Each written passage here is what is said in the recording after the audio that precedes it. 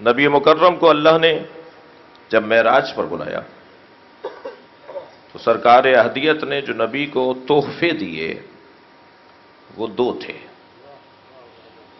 بھائی آپ بھی جب کسی کو مہمان بلاتے ہیں تو اس کا آنا جب آپ کے گھر میں آپ کی پسند کے مطابق ہو تو آپ اسے خوش رخصت کرتے ہیں۔ وہ آیا بھی خوشی سے تھا، جائے بھی خوش خوش۔ تو اب جاتے وقت وہ چیز اگر اسے دے دی جائے کہ جو جانے کے بعد یاد رکھے کہ مجھے میرے رب نے کیا دیا ہے، تو اللہ نے اپنے حبیب کو دو چیزیں ہدیے میں دیں۔ ایک فاطمہ زہرا، اللہ اکبر، لقد را من آیات ربہ الکبریٰ وہو افق بالآلہ وہو افق الآلہ وہو بالافق الآلہ، معاف کیجئے گا سورہ نجم، وہو بالافق الآلہ۔ ہم نے اپنے حبیب کو اتنی بلندی پر بلایا کہ اس سے اونچی جگہ نہیں تھی۔ یعنی پوری کائنات میں اگر مادی اعتبار سے کوئی بلند جگہ ہے تو وہ وہی جگہ ہے جہاں نبی کھڑے ہیں۔ دنیا میں ان سے کوئی بڑا نہیں ہے، دنیا میں ان سے کوئی اونچا نہیں ہے۔ آپ کی ولائی سماعتوں کے لیے ایک جملہ ہدیہ کر رہا ہوں۔ نبی معراج پر گئے جسے اللہ کہہ رہا ہے وَهُوَ بِالْأُفُقِ الْأَعْلَىٰ، میرا حبیب سب سے اونچی جگہ پر تھا۔ تو سب سے اونچی جگہ پر نبی جوتیوں کے ساتھ گئے تھے۔ اب مجھے کہنے دیجئے ساری کائنات نبی کی جوتیوں کے نیچے ہے۔ صلوات پڑھیں ذرا محمد و آل محمد۔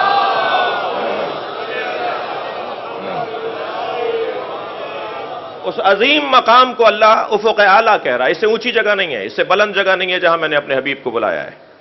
اور جب وہاں بلندی پر بلایا تو اللہ نے اپنے حبیب کو دیا کیا؟ لقد را من آیات ربہ الکبریٰ، سورہ النجم۔ میرے حبیب نے دیکھا کہ ہم نے انہیں اپنی کبریٰ آیت دی ہے، اللہ کی طرف سے اللہ کی کبریٰ آیت۔ آیت بھی کبریٰ، آیت بھی ایک جو مؤنث ہے، ایک وجود جو مؤنث ہے۔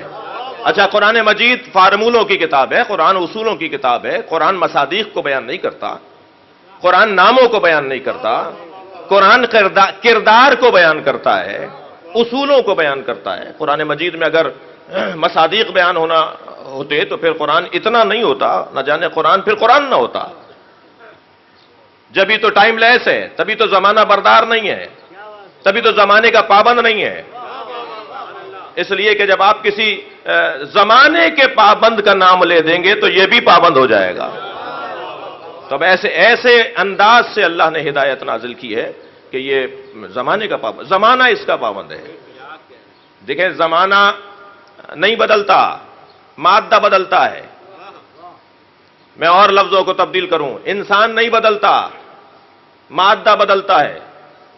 4000 سال پہلے والا انسان بھی وہی تھا جو آج ہے، انسان نہیں بدلا ہے۔ اور قرآن اور اسلام اور نبی کی تعلیمات اور اہل بیت کے فرامین اور ان کے دی ہوئی ہدایت انسان کے موضوع پر ہیں، مادے سے تعلق نہیں ہے ان کا۔ مادہ ضمنی ہے، مادہ ضرورت ہے، اس سے ضرورت پوری ہوگی تو آج یہ مادہ ہے، کل ضرورت تبدیل ہوگی تو وہ مادہ آ جائے گا۔ مادہ تبدیل ہو سکتا ہے۔ کل آپ سواریوں پہ جب سوار ہوتے تھے تو وہ کوئی اور سواریاں تھیں، آج کی سواریاں کچھ اور ہیں، نہ جانے آئندہ سواریاں کیسی ہوں گی۔ کل جب آواز کو کئی برابر کرنا پڑتا تھا اور مجمع زیادہ ہوتا تھا تو 10 افراد کو کھڑا کرنا پڑتا تھا، وہ افراد تکرار کرتے تھے جملے کو اور پھر ہزاروں کا مجمع ایک خطاب کو سنتا تھا۔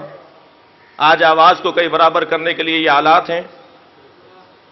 جی، کیا چیز بدل رہی ہے؟ مادہ بدل رہا ہے، انسان نہیں بدل رہا۔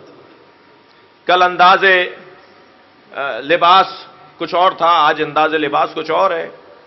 ہم 70-80 سال پرانے اپنے بزرگوں کی تصویریں جب دیکھتے ہیں تو ان کا لباس کچھ اور تھا، آج آپ کا لباس کچھ اور ہے۔ تو کیا انسان بدلا ہے، لباس بدلا ہے؟ اسلام تو لباس سے کو مخاطب ہی نہیں کرتا، اسلام کا عنوان لباس نہیں ہے، اسلام کا کوئی لباس بھی نہیں ہے۔ یہ جو آپ پہنے ہوئے ہیں، وہ جو آپ پہنے ہوئے ہیں، وہ جو میں پہنے ہوا ہوں، یہ اسلام کا لباس ہے، یہ اسلام کا لباس نہیں ہے۔ یہ میرا شوق ہے، میرا ذوق ہے، میری توجہ ہے، میرا احساس ہے، میرا خیال ہے، مجھے جو چیز پسند ہے وہ میں نے پہن لی، یہ اسلام کا لباس نہیں ہے۔ اسلام کسی لباس میں ہمیں محدود نہیں کر رہا، اسلام کہتا ہے اپنی حیا بچاؤ، جو چاہو پہن لو۔ صلوات پڑھیں ذرا محمد و آل محمد۔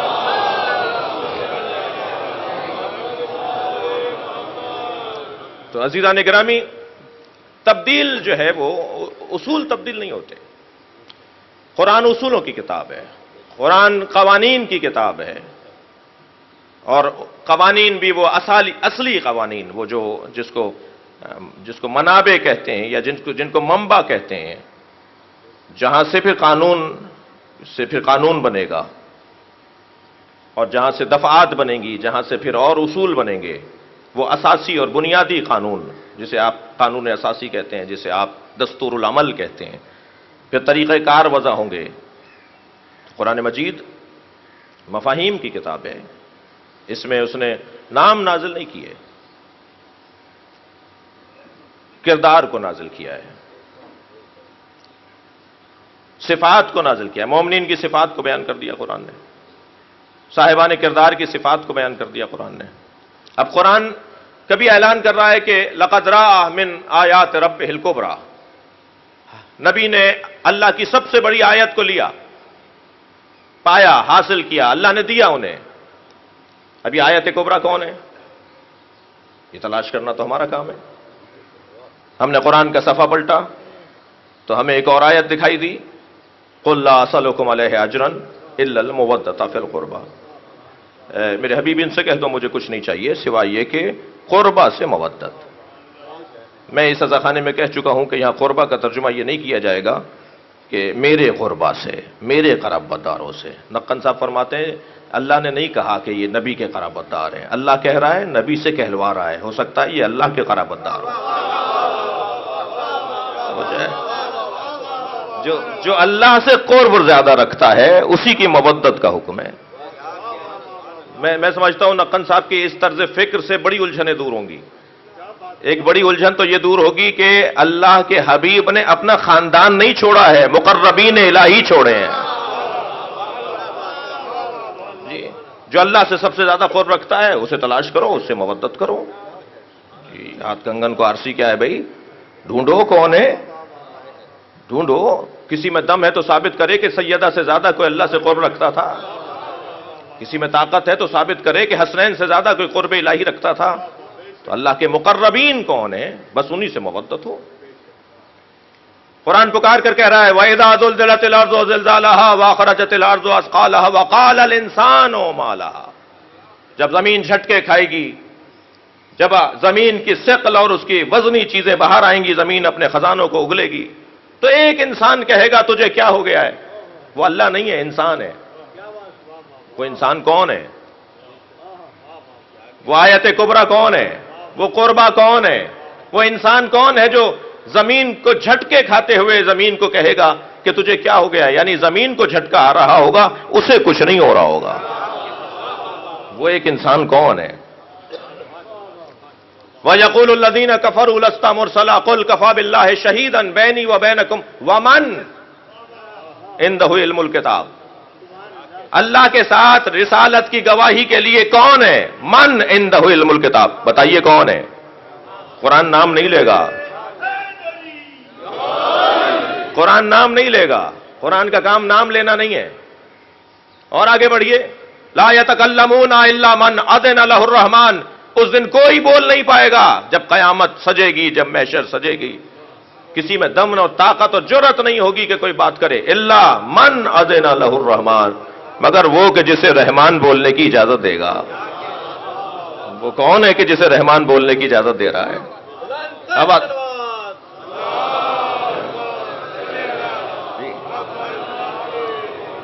آواز قدرت،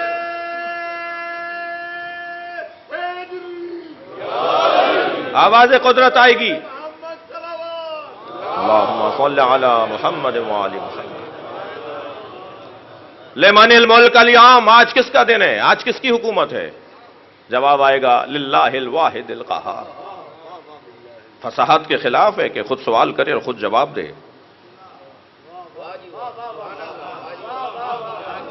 اب جواب دینے والے کا اللہ نے نہیں بتایا کہ جواب کون دے رہا ہے، یہ تو میرا اور آپ کا کام ہے نا کہ غور کریں۔ اللہ خود سوال کرے گا کہ آج کس کی حکومت ہے، خود ہی جواب دے گا کہ آج میری حکومت ہے۔ کوئی ہوگا الا من اذن لہ الرحمن، جسے رحمان بولنے کی اجازت دے گا. یعنی اللہ پوچھے گا کہ آج کس کی حکومت ہے، اور کچھ ہستیاں ہیں جو کہیں گی للہ الواحد القہار. اب ہستیاں کون ہیں؟ یہ قرآن میں ایک طویل فہرست ہے کہ جو قرآن مجید ہماری رہنمائی کر رہا ہے. یہاں بھی اللہ اپنے حبیب کو کیا عطا کر رہا ہے؟ آیت کبریٰ، اللہ کی سب سے بڑی آیت. اور اب اگر قرآن کو حدیث سے سمجھنا ہے تو سیدہ اپنی جانب اشارہ کر کے فرماتی ہیں انا آیت اللہ الکبریٰ، میں اللہ کی سب سے بڑی آیت. اللہ نے اپنے حبیب کو عزیزو معراج پر بلا کر دو چیزیں عطا کی ہیں، دو ہدیے دیے ہیں. ایک ہدیہ سیدہ زہرا کا وجود،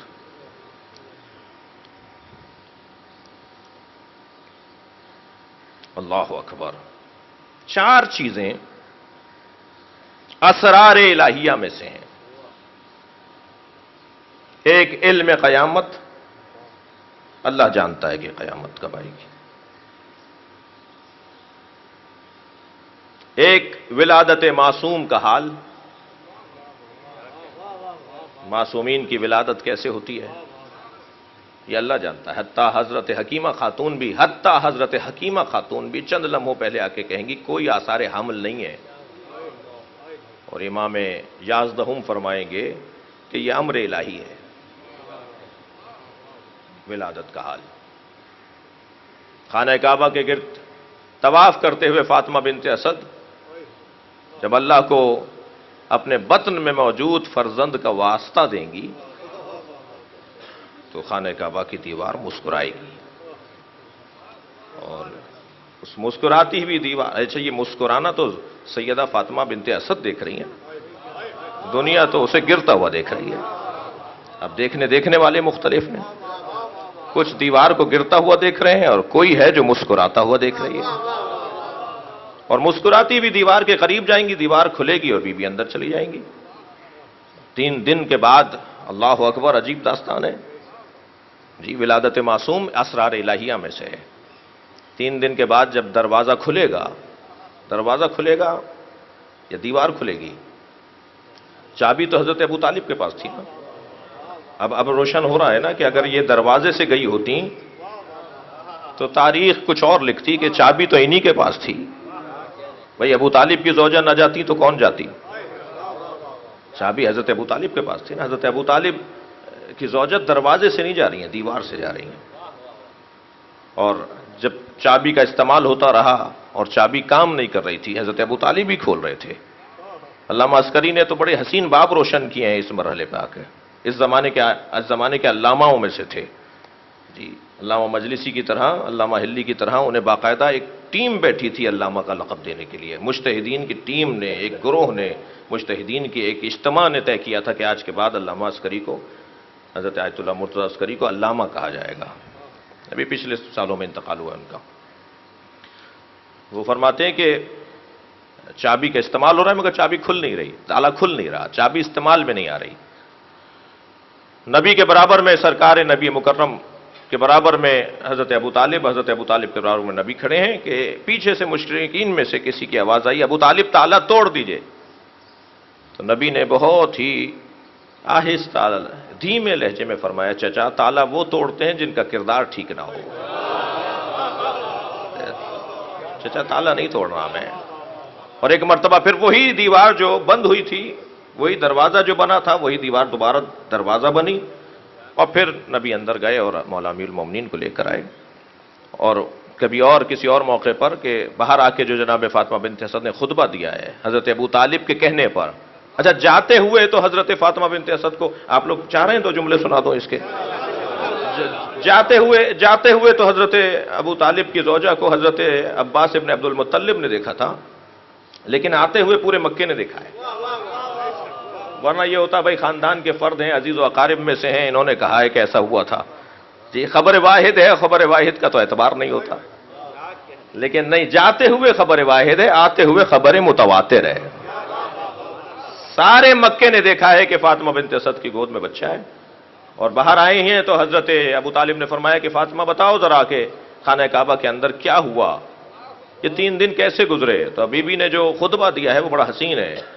یہ فرماتی ہیں کہ جب یہ بچہ دنیا میں آیا تو خانہ کعبہ کی شمال کی، جنوب کی، مغرب کی، مشرق کی چھت نے، دروازے نے، دیواروں نے اس بچے کو کچھ کہہ کر سلام کیا۔ ہر طرف کی دیواروں سے سلام کی آوازیں آتی تھیں اور مختلف عنوانوں کے ساتھ سلام کرتے تھے۔ اور پھر بی بی نے فرمایا کہ یہ بچہ اس انداز سے کہ یہ رویا نہیں ان 3 دنوں میں، اس نے کچھ کھانے کو نہیں مانگا، یہاں تک کہ نبی مکرم نے اپنا لعاب دہن، جس کو نبی کے لعاب کو جسے مولا علی اکثر یاد کیا کرتے تھے، جب کسی نے مولا سے سوالات پر سوالات، مشکل ترین سوالات کی ایک فہرست مولا کے سامنے رکھی اور علی نے انتہائی آسان اور سادہ انداز سے ان کے جوابات عنایت فرما دیے، تو اس نے کہا کہ آپ کا علم یا علی، آپ کا علم نبی کے علم کے برابر ہے۔ تو میرے مولا علی نے چہرے پہ بل آ گیا اور حضرت نے ناراحتی کا اظہار کرتے فرمایا، ھذا لعاب النبی، میرا علم لعاب نبی ہے، میرا علم نبی کے برابر نہیں ہے، مجھے نبی نے لعاب دیا ہے تو میں یہ دعویٰ کر رہا ہوں۔ جی اچھا، بڑا حسین باب ہے کہ جب حضرت ابو طالب لے کر چلے، میرا ارادہ نہیں تھا یہ بات کرنے کا، لیکن ایک بات حسین ہے، آپ کو ہدیہ کر رہا ہوں۔ جب حضرت ابو طالب لے کر چلے تو کہیں سے کعب الاحبار، کہیں سے عیسائی پادری، کہیں سے یہودی عالم آگے آ کے کھڑے ہو گئے اور کہنے لگے کہ ابو طالب، کیا آپ کو مکے کا دستور نہیں پتا؟ مکے کا دستور تو یہ ہے کہ مکے میں جب کوئی بچہ پیدا ہوتا ہے، دنیا میں آتا ہے، تو اسے سامنے ایک پتھر کی طرف اشارہ کیا، اس پتھر پر لٹا دیا جاتا ہے، اور پھر دستور یہ تھا کہ ایک اژدہا نکل کر آتا تھا، اور وہ اس بچے کو اگر تکلیف پہنچاتا تھا تو لوگ ماں باپ کی مذمت کرتے تھے کہ یہ حلال رستے سے نہیں آیا، اور اگر وہ اژدہا اسے تکلیف پہنچائے بغیر واپس چلا جاتا تھا تو لوگ ماں باپ کو مبارکباد پیش کرتے تھے کہ یہ بچہ حلال رستے سے آیا ہے۔ حضرت ابو طالب کو کیا اس طرح آپ کے نہ لٹائیں؟ حضرت ابو طالب نے ایک مرتبہ اس سفید پتھر پہ لے جا کے اپنے بچے کو، علی کو لٹا دیا، پیچھے ہٹے تو وہ اژدہا نکل کر آیا، اور اس نے جیسے ہی پھن پھیلائے میرے مولا علی کے اوپر، تو مولا نے ایک ننھا سا ہاتھ بلند کیا اور اس کے ایک دہن کے ایک حصے میں دیا، جسے کلہ اجدر کے عنوان سے شعراء کرام نظم بھی کرتے ہیں۔ جی، ایک جانب سے اس کا منہ پکڑا، دوسرا ہاتھ بلند کیا، دوسری جانب سے اس کا منہ پکڑا اور چیر ڈالا۔ عربی زبان میں سانپ کو حیا کہتے ہیں، سانپ کو حیا کہتے ہیں، اور کسی چیز کے پھاڑنے کو درہ کہتے ہیں۔ تو بے ساختہ آوازیں بلند ہونے لگی، حیا درہ، حیا درہ، حیا درہ، اور جب کثرت سے حیا درہ بولیں گے تو آواز آئے گی ہے درہ، ہے درہ، ہے درہ۔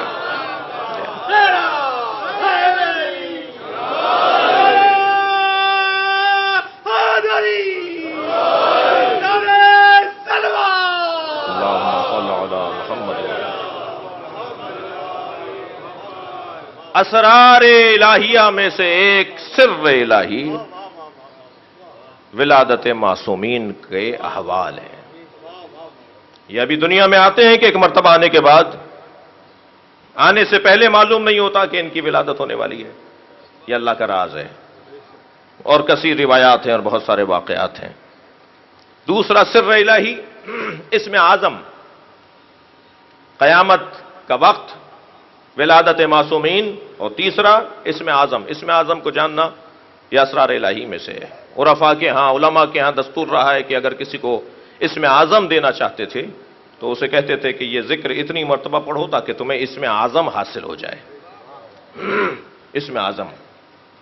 چوتھی چیز عزیزان گرامی، لیلۃ القدر، شب قدر اسرار الہیہ میں سے۔ وما ادراک ما لیلۃ القدر، تمہیں کیا پتا کہ شب قدر کیا ہے؟ اور پانچویں چیز جو اسرار الہیہ میں سے ہے وہ ہے وجود زہرا، سیدہ اسرار الہیہ میں سے ہے۔ خود فاطمہ کا مطلب ہی عدم معرفت، فتمت ان معرفتہا، فاطمہ کو فاطمہ کہتے ہی اس لیے ہیں کہ فاطمہ کو لوگوں کی معرفت سے دور کیا گیا ہے، لوگوں کو فاطمہ کی معرفت سے دور کیا گیا، لوگ نہیں پہچان سکتے کہ فاطمہ زہرا کون ہے۔ سیدہ اللہ کے رازوں میں سے ایک راز۔